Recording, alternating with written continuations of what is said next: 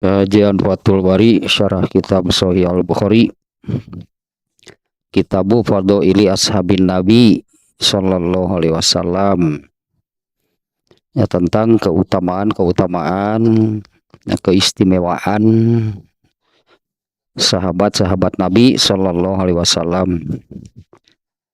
Masih bab ke-20, ya, di sini ada dua orang sahabat yang dimunculkan oleh Imam Al-Bukhari dalam bab ke-20 ini, yaitu Ammar bin Yasir dan Huzaifah Al-Yamani.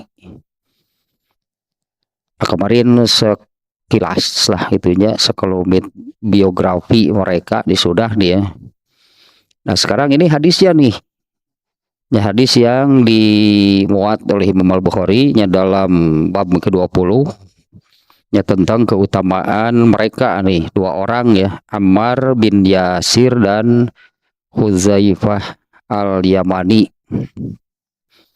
Nah, yang tentu saja nih ya, ini selalu saya sampaikan di awal ya,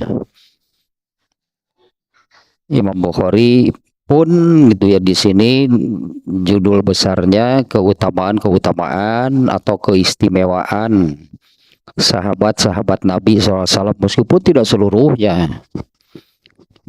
seluruh sahabat ya, karena kalau seluruh sahabat ya ratusan ribu. Ini saja diantaranya yang yang apa namanya yang ikut ibadah haji bersama Rasulullah SAW. Kan Rasulullah itu beliau kan haji ya hanya satu kali di tahun terakhir. Nah, waktu beliau melaksanakan ibadah haji itu ada kurang lebih 120.000 orang sahabat. Tidak tercatat semuanya 120.000 itu siapa saja, enggak ya. Ini hanya sahabat-sahabat yang apa namanya ya, sebutannya yang benar-benar dekat gitu ya dengan Rasulullah SAW. Ada kedekatan, ada seperti ini ya nanti ya, di dalam hadisnya keistimewaannya itu ya, keistimewaan apa namanya mereka nih ya, nanti nampak nih dari hadis yang dimuat oleh Imam Bukhari di sini. Nah, mereka ini sahabat-sahabat yang istimewa ya, meskipun secara keseluruhan ya Rasulullah SAW ini berlaku umum untuk semua sahabat. Yaitu mereka itu adalah khairun nas, ya, manusia-manusia terbaik sepanjang masa. Kalau dalam ilmu hadis ya, di mana hadis itu ada yang sahih gitu ya, derajat hadis nih ya, ada yang sahih, ada yang hasan, ada yang dhaif. Ya, dhaif itu lemah, artinya ya tidak bisa dijadikan pegangan, harus dibuang, itu hadis dhaif harus dibuang. Nah, adapun penyebabnya, di antara penyebabnya hadis dhaif itu karena orang yang merangkaian orang atau orangnya, rawi sih bahasa ilmu hadisnya ya, bermasalah, sebutlah bermasalah, dan masalahnya beragam. Yang intinya ada dua gitu ya, adalah dan dobat adalah dobat. Kalau adalah ini tentang kejujuran, termasuk bagaimana mereka beragama.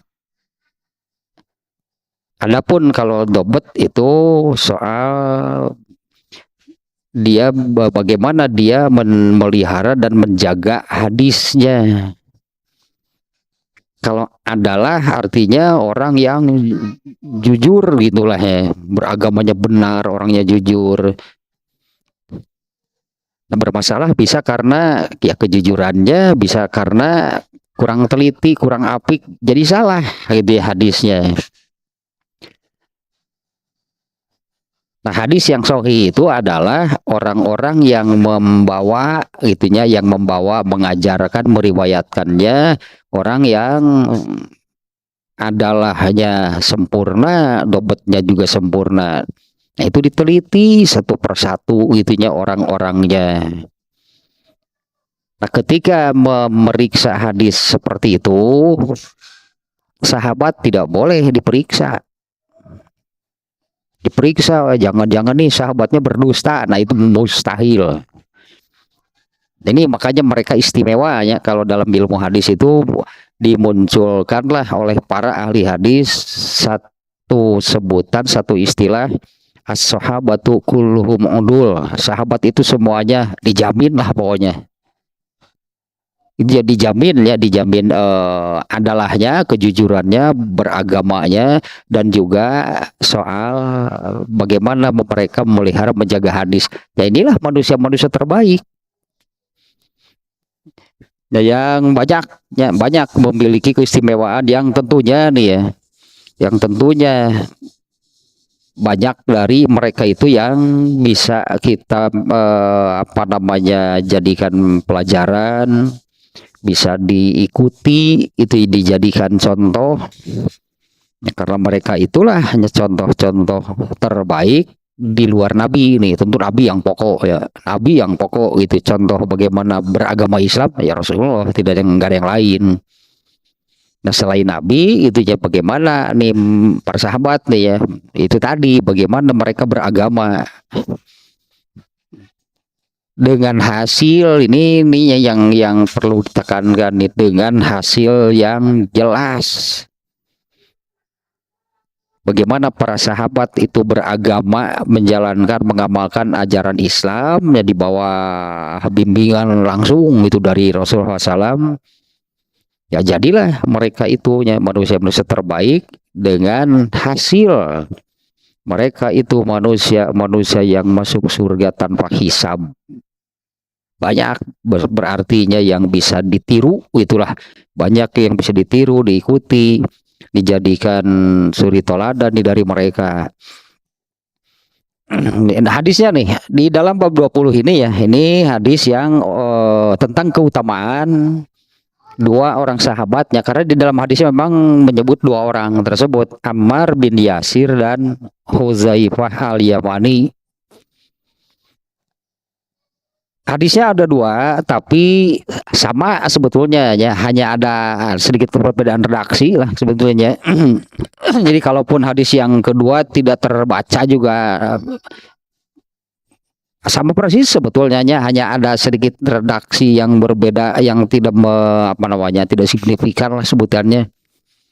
Nah, hadis yang pertama nih, An al-Qamata qala qadim tu syama fa shallaitu rakaataini summa qultu Allahumma yassirli jalisan sholihan. Nah, dari Al-Qamah, nama orang nih ya, Al-Qamah. Dia berkata, qadim tu Syam, aku datang ke Syam. Syam itu luas ya, luas kalau dulu Syam, kalau sekarang sudah terbagi. Sekarang ini Syam itu Suriah, Libanon, Palestina.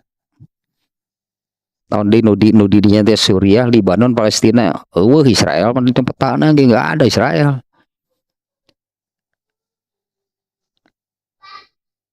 Itu tiga didinya teh Suriah, Libanon, Palestina. Kalau tak geografis dari sekarang Arab Saudi, dari Madinah lah gitu ya. Kalau dari Madinah itu ke arah barat laut, itunya ke ya tengah-tengah antara utara dan barat. Kalau dari Madinah, nah arahnya ke sana. Jadi Syam itu cukup luasnya, mencakup ya sekarang kan jadi beberapa Yordania, Suriah, Yordania, Libanon, Yordania, Palestina. Nah, aku datang ke Syam, aku datang ke Syam. Ini Al-Qamah nih yang berkata, aku datang ke Syam, Fasholaitu rakaataini, kemudian aku sholat 2 rakaat. Summa qultu, kemudian aku berdoa, Allahumma yassirli jalisan solihan. Nah ngadoa teh nu kararieu atunya. Dia berdoa, Alqamah berdoa, ya Allah mudahkanlah bagiku, yassirli mudahkanlah bagiku, jalisan solihan, seorang kawan yang soleh. Bukan, ini juga sudah jadi pelajaran nih. Salah satunya diantaranya berdoa seperti ini, minta kepada Allah itunya dipertemukan lah, bahkan didekatkan itunya jalis mah tempat kawan mujalasah, bahasa orang naon itunya kawan berkumpul lah, itu kawan bermajlis. Ya Allah mudahkanlah bagiku seorang kawan majlis yang soleh. Fa'ataitu qauman fajalastu ilaihim, kemudian aku mendatangi satu kaum, fajalastu ilaihim, lalu aku duduk. Ini di Syamnya berarti di tempat orang gitu, ini di tempat orang. Di sana berarti kan kita bisa menggambarkan Alqamah ini datang ke sana, kemudian mencari-cari majelis-majelis. Nah, mendapatinya satu kaum, satu majelis, lalu fajalastu ilaihim, ya aku duduk bersama mereka. Faiza syaikhun qad jaa hatta jalasa ila janbi. Baru saja duduk, katakanlah ini kan majelisnya, bermajelis itulah apa namanya, halaqah, kumpulan majelis. Baru saja duduk, faiza syaikhun qad jaa, tiba-tiba datanglah satu orang tua, hanya satu orang tua, hatta jalasa ila janbi, dia duduk persis di samping saya. Jadi hampir bersamaan itunya. Baru saja saya duduk, tiba-tiba datang satu orang tua hingga kemudian dia duduknya persis di samping saya. Qultu, kemudian aku bertanya, man haza, ini siapa? Qalu, yang menjawab bukan orang yang duduk di samping tersebut, tapi malah orang-orang yang menjawab, ini siapa? Orang-orang menjawab, qalu nya jamak nih, mereka menjawab Abu Darda. Abu Darda juga ada, nanti adanya keistimewaan. Abu Darda juga sahabat. Iya teh, Abu Darda mah ini diantara Abu Darda itu yang diantara apa namanya, kejadian itu yang terkenal tentang Abu Darda terkait dengan muakhotnya, yaitu Salman Al-Farisi. Salman Al-Farisi dari Persianya, Salman Al-Farisi orang Persia. Dia ini datang ke Mekah, masuk Islam, kemudian hijrah.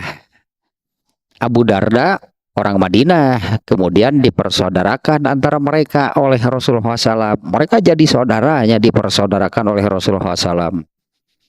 Ada kejadian yang di antara merekanya di rumah Abu Darda yang terkenal Abu Darda itu tentang kesolehannya, bahasa kitanya kealimannya, ahli ibadah yang tingkat tinggi gitulah, ahli ibadahnya tingkat tinggi.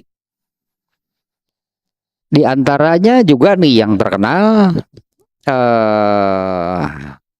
apa namanya, kata-kata saya lupa lagi Arabnya yang ma'araftu min ummati Muhammadin illa kayak itu, tapi kurang lebih seperti ini nih. Pada satu waktu Abu Darda itu pulang ke rumahnya sambil marah-marah. Istrinya istrinya nih yang merasa nggak enak, merasa heran. Dia datang ke rumah Kemudian marah-marah, istrinya yang bertanya gitu, apa gitu, ada apa, ya, kenapa gitu marah-marah. Abu Darda kemudian mengungkap ini penyebabnya, mengungkapkan kekesalannya nih. Yang aku tahu dari dari umat Muhammad itu, kalau sholat mereka itu berjamaah. Artinya saat itu Abu Darda sudah melihat kenapa umat Muhammad jadi seperti ini. Ya, Abu Darda mengatakan demikian, ya, yang aku tahu dari umat Muhammad ini adalah kalau sholat berjamaah. Hari itu berarti sahabat masih ada. Ini setelah Rasulullah tidak adanya, ini sahabat masih ada Abu Darda.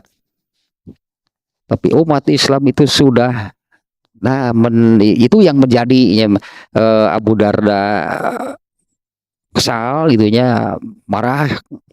Kenapa umat Islam itu jadi seperti ini?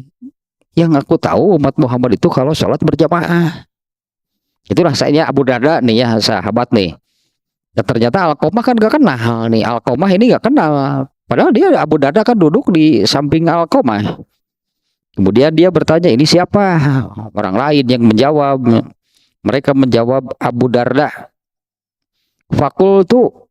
Kemudian aku berkata, ini da'autullaha an yuyassiro li jalisan solihan fayassaro kali.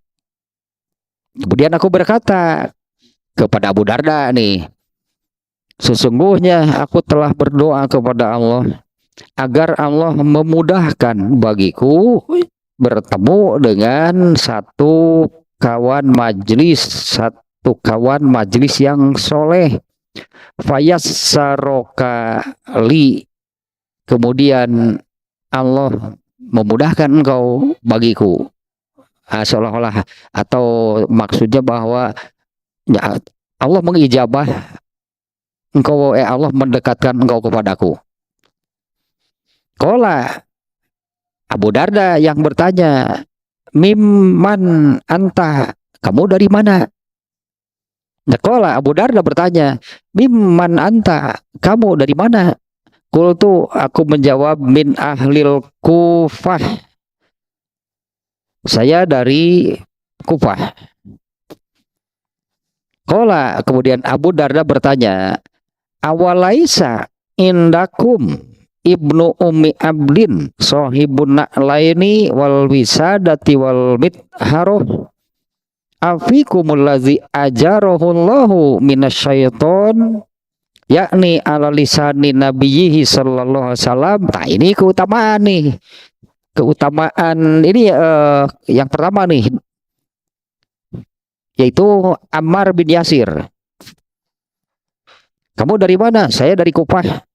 Kemudian Abu Darda berkata, seolah-olah begini, heran, kenapa datang ke sini gitu ya.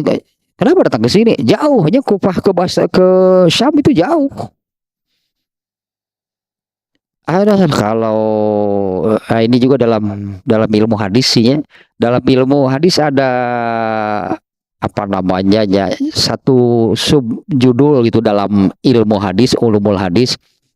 Ada satu judul yang kurang lebih judulnya itu jadi perjalanan hadis. Karena hadis itu kan dari Nabi. Hadis itu dari Nabi. Sebenarnya hanya hadis itu dari Nabi ya. Nabi bersabda, sahabat kan yang mendengar, berarti Nabi melakukan sesuatu, sahabat yang melihat. Nah, itu semuanya apa namanya, direkam lah itunya, meskipun tidak dicatat. Nah, direkamlah oleh para sahabat, yang kemudian oleh sahabat ini diajarkan, diriwayatkan, disebutnya diajarkan kepada generasi berikutnya yang disebut dengan tabi'in. Nah, tabi'in ini orang-orang yang kebagian bertemu dengan para sahabat tapi tidak kebagian bertemu dengan Nabi. Jadi tabi'in ini beda generasi, berarti ya tidak sezaman dengan Rasulullah SAW. Jadi tabi'in ini tahu hadis, tahu Nabi bersabda begini, Nabi melakukan apa, itu dari para sahabat. Nah, oleh tabiin itu nanti diajarkan lagi kepada generasi di bawahnya yang disebut tabiut tabiin. Nah, ini perjalanan hadis itu demikian gitu ya. Perjalanan hadis itu demikian. Sebutlah akhirnya sampailah hadis itu kepada Imam Ahmad, Imam Bukhari, Imam Muslim. Nah, oleh mereka ditulis hadisnya, dibukukan, sampailah kepada kita hadis-hadis Nabi. Jadi kalau dari dulu sihnya, setelah zaman tersebut, zaman Imam Bukhari sampai hari ini, maka kalau menyebut hadis itu mesti demikian. Ini hadis riwayat siapa? Al-Bukhari. Nah, artinya ada di kitab Sahih Bukhari. Ya, kita tahu hadis itu bukan dari orang ke orang ke orang ke orang. Susah kalau seperti itu. Doib semuanya saya kira. Kalau dari generasi hari ini, hadis itu seperti dulu Nabi ke sahabat, sahabat ke tabiin, dari mulut ke mulut gitulah. Nah, kalau sekarang dengan cara ada ternyata yang kelompok yang seperti itu, disebutnya kalau dapat hadis itu nggak boleh dari kitab, harus manqul disebutnya. Manqul itu langsung dari gurunya, kata gurunya sih dari gurunya, kata gurunya ini dari gurunya sampai ke Nabi. Doib kabeh mun gitu besok gerak. Nah, kalau sekarang kan hadis riwayat siapa? Bukhari, itunya Muslim, Abu Daud, gitulah misalnya. Nah, perjalanan hadis ini demikian, itunya dari generasi ke generasi terus, itu, yang akhirnya dibukukan, itu dibukukan hadis-hadis itu oleh mukharrij, namanya Imam Bukhari, Muslim dan sebagainya lah. Nah, yang mempunyai kitab hadis itu disebutnya mukharrij. Nah, perjalanannya Imam Bukhari dapat hadisnya dari mana? Ya, Imam Bukhari itu dapat hadisnya dari mana? Imam Bukhari ini dikenal dengan, diantara sebutan Imam Bukhari itu, satu murid 1000 guru Imam Bukhari. Satu murid 1000 guru. Banyak Imam Bukhari itu gurunya disebutnya. Banyak gurunya, nyari hadis ke sana, nyari hadis ke mana. Nah, bahkan dulu di zaman pencarian hadis demikian itu, ada yang pergi. Nah, ini seperti ini kan jauhnya dari Kufah ke Syam.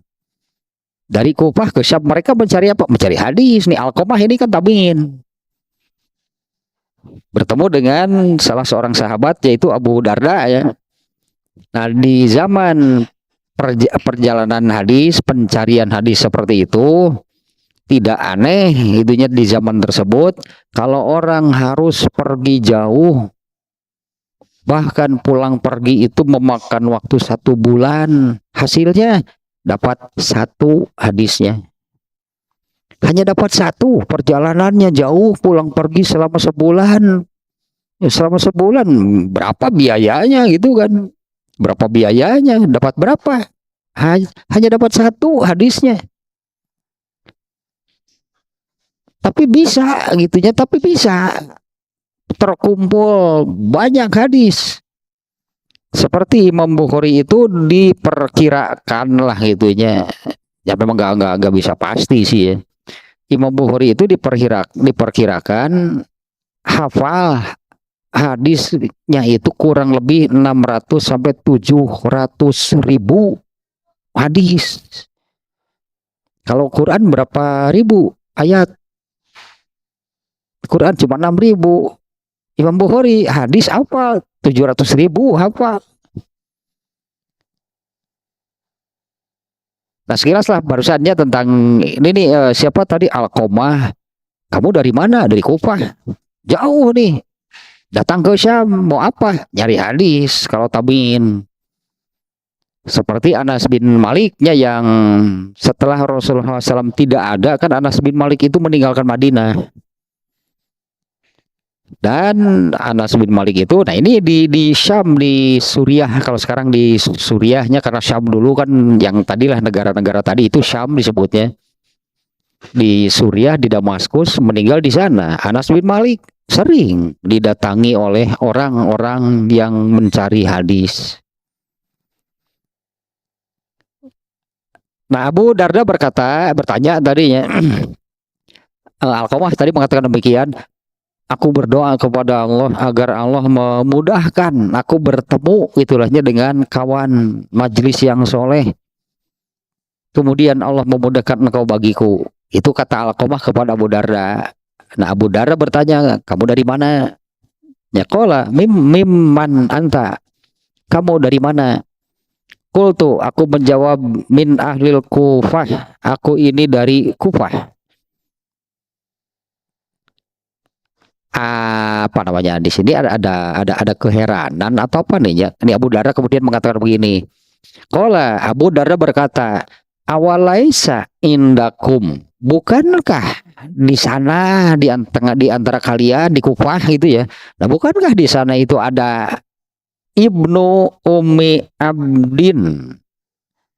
Ini sebutan untuk siapa namanya, Ammar bin Yasir. Jadi seolah-olah heran, kenapa mesti datang ke sini? Kamu di Kufah, datang ke sini. Bukankah di Kufah itu ada Ibnu Ummi Abdin, Sohibun Na'laini. Dia ini pelayan Nabi. Wah, kemarin lahnya biografinya Ammar bin Yasir kan luar biasa. Ammar bin Yasir itu salah satu dari 7 orang yang paling awal masuk Islam. Abu Bakar, Abdurrahman bin Auf, Sa'ad bin Abi Waqqas, Ammar bin Yasir, sahabat yang luar biasa lah ini keutamaannya ya. Nah, Abu Darda mengatakan, bukankah di sana di Kufah, bukankah di antara kalian itu ada, ini sebutannya Ibnu Ummi Abdin. Dia itu Sohibun Na'lain wal wisadah wal mitharoh. Dia itu yang biasa membawakan sandal Nabi, biasa membawakan alas ya untuk Nabi duduk, untuk Nabi tidur. Wal mitharoh, dan dia juga yang biasa membawakan air wudu Nabi. Wa afikumul ladzi ajarahullahu minasyaiton. Nah, ini tentang keutamaan nih ya, tentang keutamaan Ammar bin Yasir, terutama yang ini. Afikumul ladzi ajarahullahu minasyaiton. Bukankah di antara kalian itu ada orang yang telah dilindungi oleh Allah dari setan? Nah, ini yang istimewa. Ya, bukankah di antara kalian itu ada Ammar bin Yasirnya yang dimaksud? Nanti di hadis kedua malah disebut orang namanya. Nah, bukankah di sana di Kufah di antara kalian itu ada Ibnu Ummi Abdin? Dia itu pelayan Nabi yang suka membawakan sandal Nabi, membawakan alas duduk, alas tidurnya Nabi, suka menyiapkan, membawakan gitu air wudhu Nabi. Nah, bukankah di antara kalian allazi ajarahullahu minasyaiton? Nah, ini benar-benar istimewa nih. Orang yang telah dilindungi oleh Allah dari setan.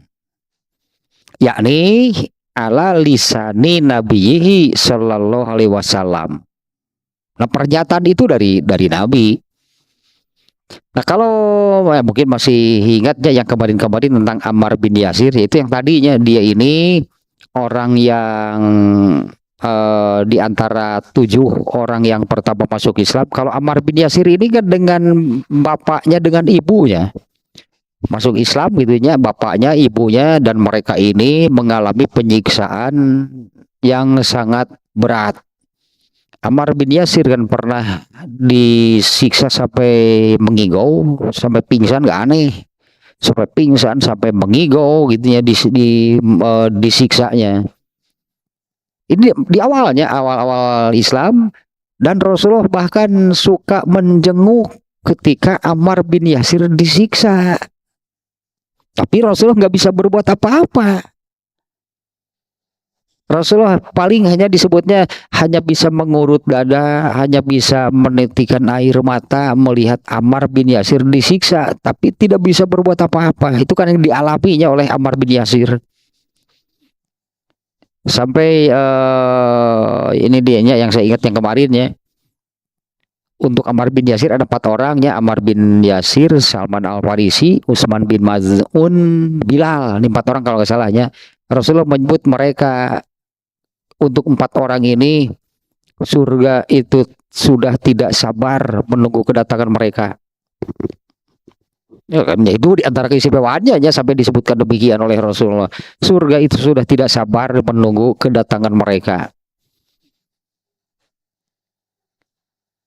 Tadi kemudian di sini ya, di sini keutamaannya yang dimunculkan itu oleh Imam Al-Bukhari adalah dia itu man ajarohullah allazi ajarohullahu minasyaiton.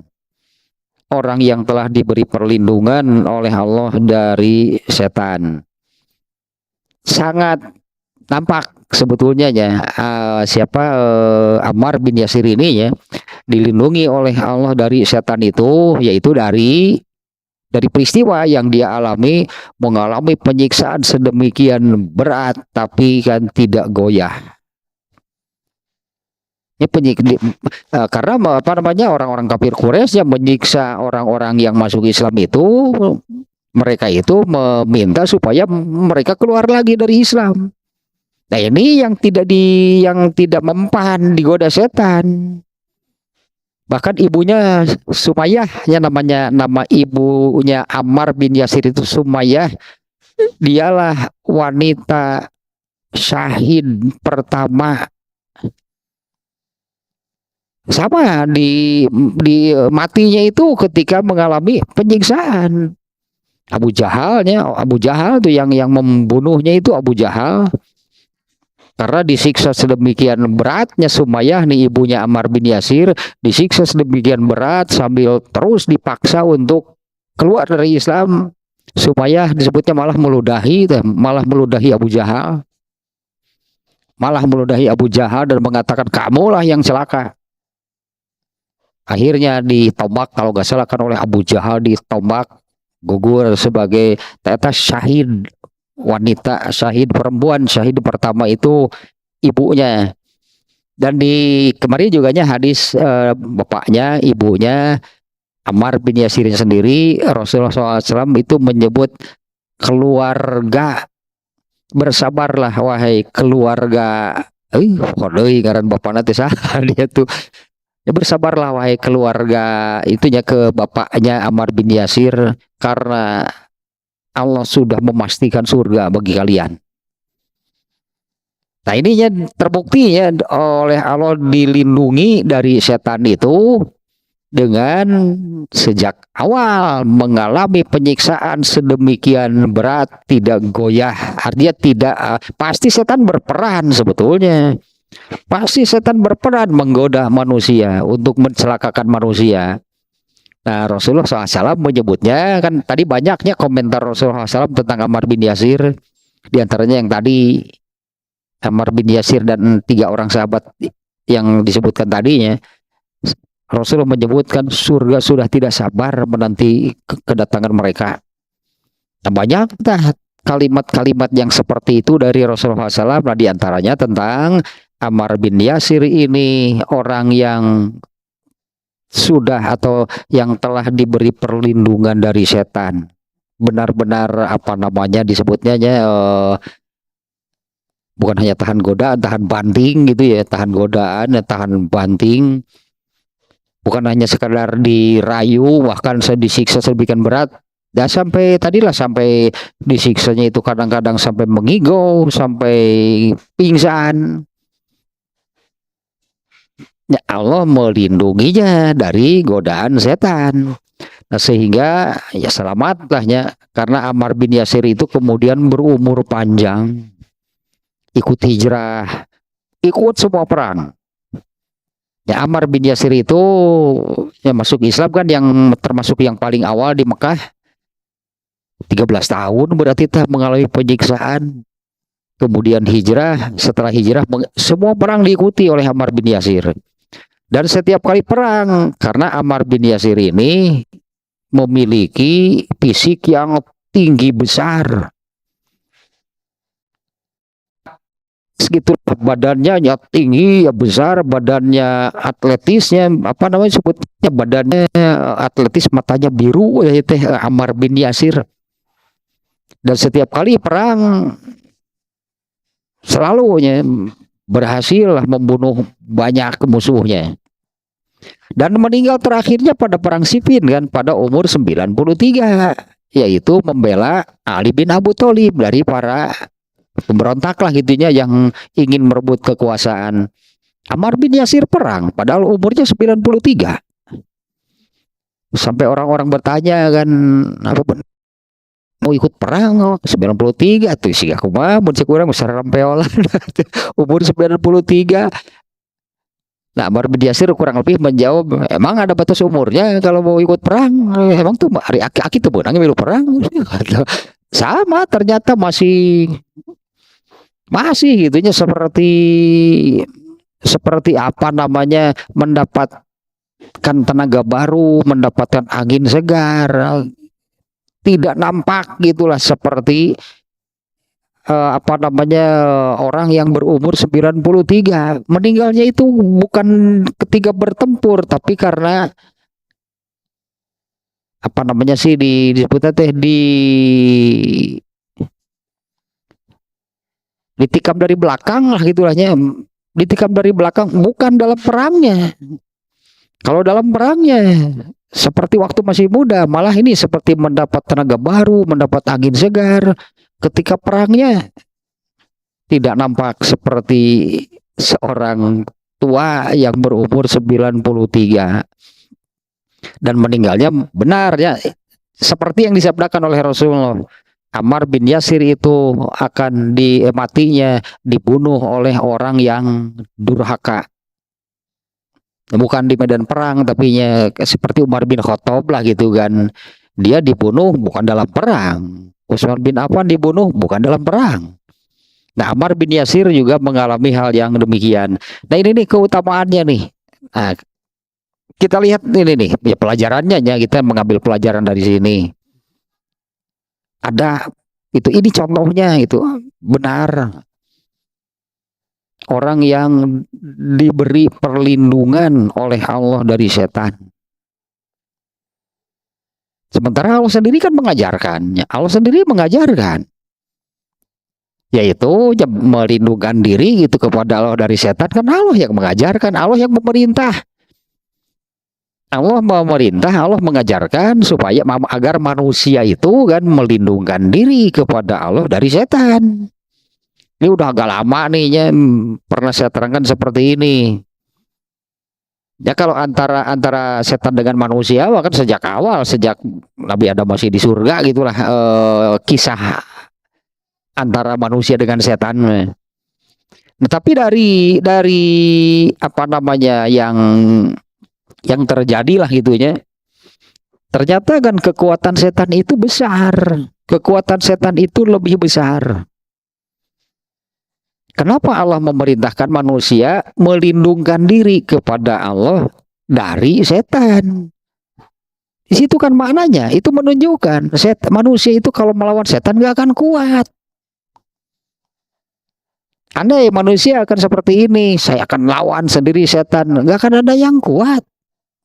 Tidak akan ada yang kuat, tidak ada yang bisa melawan, apalagi mengalahkan setan tanpa perlindungan dari Allah, tanpa pertolongan dari Allah gak akan ada. Logikanya sederhana. Allah memerintahkan manusia untuk menjaga diri dari setan itu kepada Allah. Allah memerintah nih ya, demikian. Kan logikanya, kalau manusia lebih kuat dari setan, Allah akan memerintah manusia perlindungan. Allah lawan setan itu karena kuat.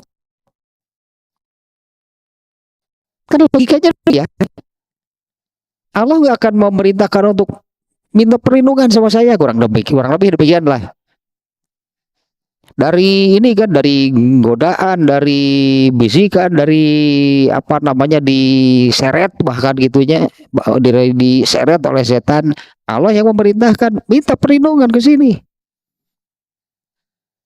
Kan itu logikanya. Berarti kalau manusia melawan dengan mengandalkan kekuatan sendiri, melawan setan, nggak akan ada yang kuat.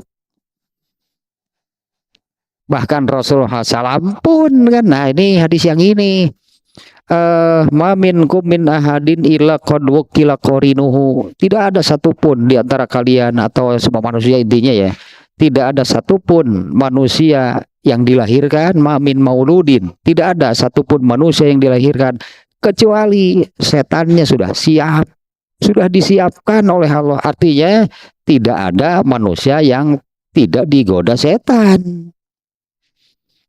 Kemudian para sahabat bertanya, walah anta ya Rasulullah, apa tidak juga engkau, atau apa engkau juga sama seperti itu? Naam, iya sama. Nah ini nih sama seperti yang ini nih, sejalan nih. Illa qad ananiyallahu alaihi fa'aslamu. Hanya Allah sudah memberiku pertolongan, perlindungan hingga aku selamat. Wala ya'muruni lebih khair, dan setan itu tidak memerintahkan kepadaku kecuali yang baik. Kan mustahil sebetulnya kan. Mana ada setan memerintahkan yang baik? Apa karena ini nabi? Karena dulu Nabi Adam juga nabi. Sama dicelakakan. Fala ya'muruni lebih khair. Nah, kalimatnya demikian nih yang di akhir hadisnya.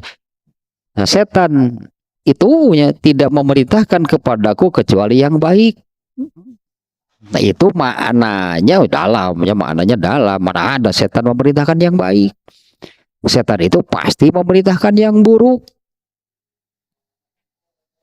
Ini nih perlindungan dari Allahnya yang ini. Setiap kali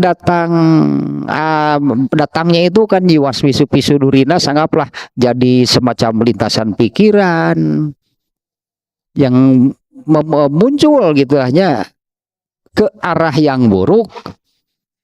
Nah perlindungan dari Allahnya yaitu Rasulullah SAW itu akan terpikir dan segera melakukan kebalikan dari yang dibisikkan setan.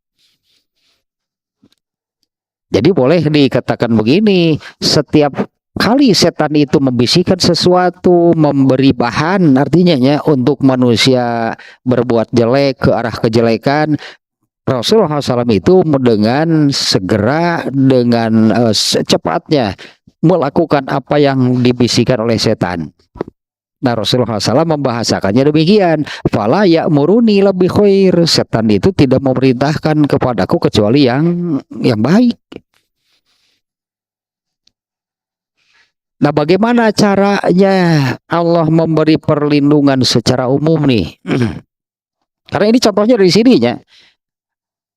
Ini disabdakan nih oleh Rasulullah SAW tentang Ammar bin Yasir, yaitu man ajarahullahu minasyaiton.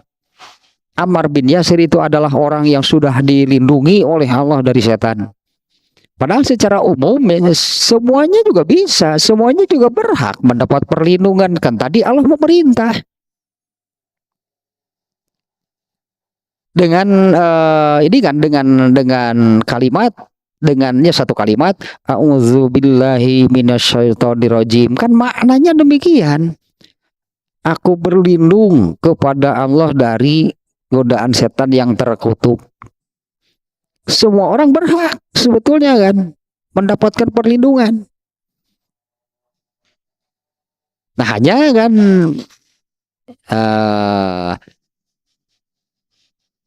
a'udzubillahi minasyaitonirrajim, aku berlindung kepada Allah dari setan, itulah intinya ya. Aku berlindung kepada Allah dari setan.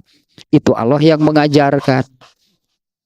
Kemudian seseorang meminta perlindungan kepada Allah dengan mengucapkan demikian, aku berlindung kepada Allah dari setan. Masalahnya dilindungi nggak oleh Allah? Kalau kamu minta, iya, bebas, silahkan minta kepada Allah mah. Aku berlindung kepada Allah, iya silahkan ucapkan demikian. Masalahnya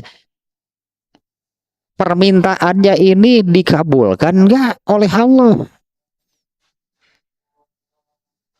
Nah kalau ini siapa, Ammar bin Yasir, itu dipastikan ya, orang yang sudah mendapatkan perlindungan ya dari Allah, minasyaiton, ya dari setan. Nah sekilas lahnya saya terangkan lagi, dengan kondisi demikian setan lebih kuat dari manusia. Kalau manusia lebih kuat dari setan, Allah nggak akan memerintahkan untuk berlindung. Itulah logikanya demikian tadinya. Nah, tapi nih, bagaimana caranya Allah memberikan perlindungan? Allah memberikan perlindungan dari setan itu dengan menurunkan Islam. Islam itu ibarat tiang. Nah, ini hanya satu ilustrasi lah, gitunya seperti ini nih. Kita ilustrasikan seperti ini. Manusia itu diseret oleh setan. Kalau mengandalkan kekuatan sendiri, adu tenaga seperti tarik tambang, nggak akan kuat melawan setan. Supaya tidak terseret, Allah menurunkan Islam. Ibarat, nah ini tiang, berpegang coba kepada tiang itu supaya tidak terseret. Nah, apa kalau sudah berpegang pasti tidak terseret? Belum tentu selamat. Karena kan setan tenaganya lebih besar. Meskipun kita berpegang kepada sebuah tiang, kalau yang menyeret kita tenaganya lebih besar, pasti kan lepas juga, terbawa. Tetap saja yang berpegang kepada tiang pun masih bisa itu terseret oleh setan. Padahal sudah berpegang kepada Islam. Kan ilustrasinya demikian ya. Diseret oleh setan supaya tidak terseret, bagaimana? Ya berpeganglah kepada sesuatu. Islam nih pegangannya. Nah kalau kita sudah berpegang kepada Islam ini, pasti selamat nggak? Itunya tidak terseret oleh setan? Belum tentu. Nah di sini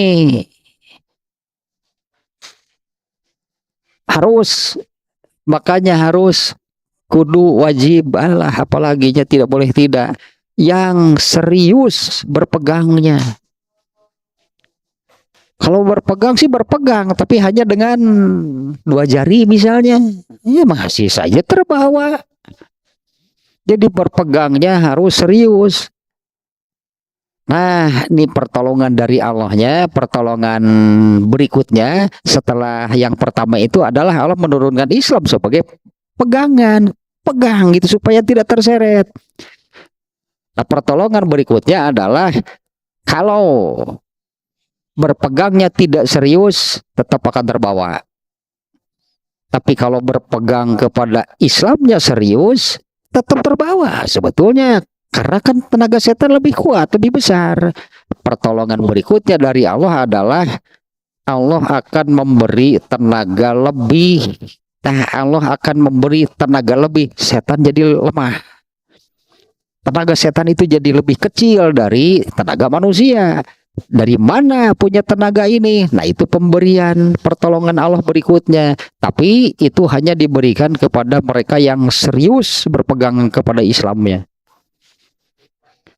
Kalau berpegang kepada Islamnya itu kadang-kadang sahayuna tah eta teh nu gitu tah nu ya, mengamalkan Islamnya itu kan kadang-kadang sahayuna belang betong.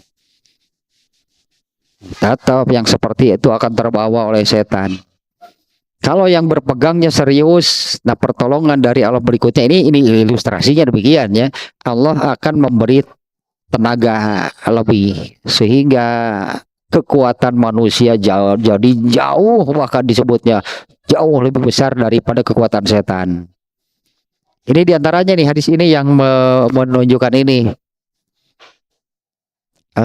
Apa namanya ya? Yang barusan sih secara normatif, jika kamu meminta perlindungan kepada Allah dari setan, maka setan itu ibarat seekor lalat di hadapan kamu. Itulah kurang lebih demikianlah ya maknanya. Artinya nggak ada artinya, nggak ada apa-apanya setan kalau bagi orang yang serius. Nah ini ucapannya untuk Ammar bin Yasir itu Rasulullah itu ajarahul syaitan. Nah, ini pelajarannya. Nih contoh orangnya. Kan demikian berarti. Nih contoh orangnya. Selain Nabi, kalau Nabi tadi kan demikiannya hadis yang tadi yang tidak ada seorang pun yang dilahirkan kecuali setannya sudah siap. Apakah juga sama? Ya, sama. Hanya Allah sudah memberikan perlindungan kepadaku hingga aku selamat. Dan ternyata selain Nabi juga ada nih orang yang dipastikan artinya ya, disabdakan oleh Rasulullah dilindungi oleh Allah dari setan. Selain Nabi artinya nih ya, berarti kan semua orang juga bisa, semua orang juga berhak karena Allah menjanjikan ya, Allah memerintahkan melindungkan diri kepada Allah dari setan itu kepada siapa? Ya kepada semua hambanya. Ya ini contoh orangnya yang nih diberi perlindungan oleh Allah. Tapi nah alurnya seperti tadi, benar Allah memberikan perlindungan? Iya, Allah yang memerintah. Masa Allah yang memerintah Allah bohong? Kan mengucapkan auzubillahi minasyaitonirrajim itu kita melindungi diri kepada Allah. Itu Allah yang memerintah. Ya masa sih Allah bohong dalam arti PHP PHP ternyata Allah tidak memberikan perlindungan, kan mustahil Allah demikian. Manusianya sebetulnya kalau Allah janji Allah pasti benar. Dan ini buktinya. Ini salah satu buktinya ya. Ammar bin Yasir adalah orang yang telah diberi perlindungan oleh Allah. Itu diucapkan oleh Nabi itu. Ammar itu orang yang demikian. Sekali lagi nih, jadi pelajarannya kita juga bisa. Kita juga bisa berartinya menjadi orang seperti ini, menjadi orang yang diberi perlindungan oleh Allah. Ya dengan syarat yang tadi, amalkan yang tadi. Allah sudah menurunkan Islam. Nah kitanya berpegang kepada Islam sebagai tiangnya gak serius, udah dibiarkan oleh Allah. Kalau serius seperti Ammar bin Yasir, apa buktinya serius? Disiksa 13 tahun di Mekah sampai pingsan, sampai mengigau, nggak pernah goyah. Nah, artinya benar berpegang teguh kepada Islamnya. Bahkan ibunya dibunuh. Gitu kan, bahkan ibunya dibunuh, bapaknya juga. Ammar bin Yasir tetap. Nah, ini contohnya, ini keistimewaannya orang yang diberi perlindungan oleh Allah dari setan. Nah, kemudian yang kedua nih yang dikatakan oleh Abu Darda. Jadi, kenapa kamu ke sini gitu, orang Kufah, kamu jauh-jauh datang ke Syam, kan di sana ada nih Ammar bin Yasir, istimewanya Ammar bin Yasir. Kemudian yang kedua, awalai safikum sahibus sirrin Nabi SAW, bukankah di sana di Kufah di antara kalian itu ada pemegang rahasia Rasulullah?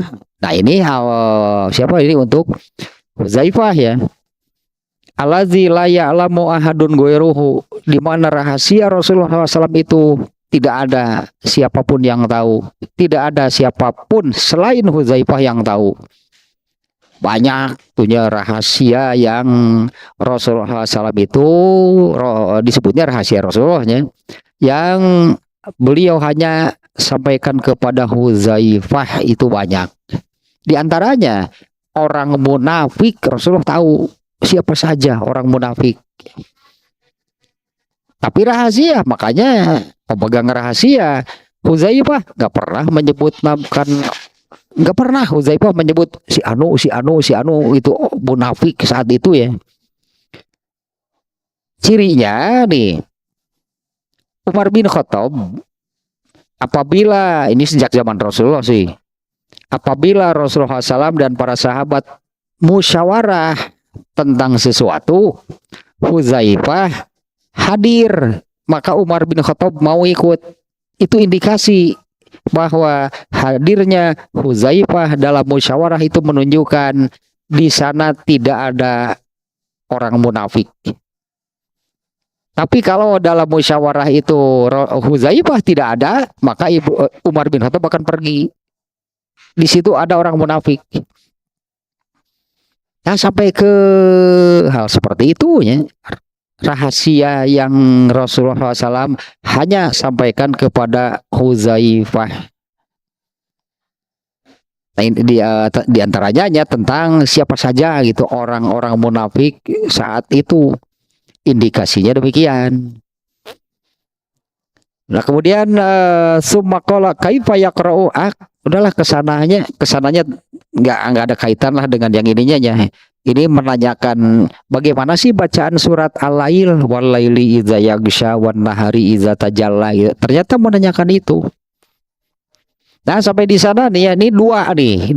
Ini satu hadis oleh Imam Bukhari ya, dimuat di dalam bab 20 ini maka mengenai dua orang sahabat. Nah sehingga Imam Bukhari di bab 20 ini judulnya keutamaan Ammar bin Yasir dan Huzaifah. Ternyata keduanya sama-sama tinggal di Kufah. Gitu ya, keduanya sama-sama tinggal di Kufah. Ketika ada orang Kufah datang ke Syam, kan Abu Darda yang ada di Syam, aneh, kenapa kamu ke sini? Kenapa jauh-jauh datang ke sini? Kan di Kufah ada. Nah, menyebutkanlah dua orang sahabat yang tadi. Kalau di hadis ini tidak disebut namanya kan, tapi disebut keistimewaannya. Bukankah di antara kalian itu ada satu tadi pelayan setia Nabi yang suka membawakan alas kaki, membawakan air wudhunya, dan orang yang Rasulullah sudah menyabdakannya, dia orang yang telah dilindungi oleh Allah dari setan. Kemudian yang kedua, bukankah di antara kalian ada pemegang rahasia Rasulullah SAW?